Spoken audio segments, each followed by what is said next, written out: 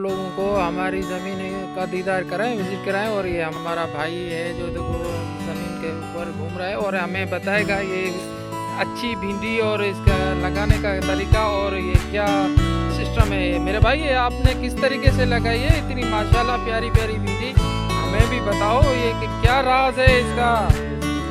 देखो ये इतनी सब्जी अच्छी है बनाई हुई है। अब जाके इसका बीज आपने कहाँ से मंगवाया था और कैसे लगाया था? माशाल्लाह। अच्छा ये थाईलैंड की भिंडी है और ज़्यादा ऊपर होती है हाइट के ऊपर, फिर जो ना ये देती है। माशाल्लाह माशाल्लाह। इसके ऊपर स्प्रे नहीं किया क्या? ये जीत जो ना उड़ रहा है, स्प्रे नहीं लगा था इसके ऊपर, इसके स्प्रे की ज़रूरत होती नहीं।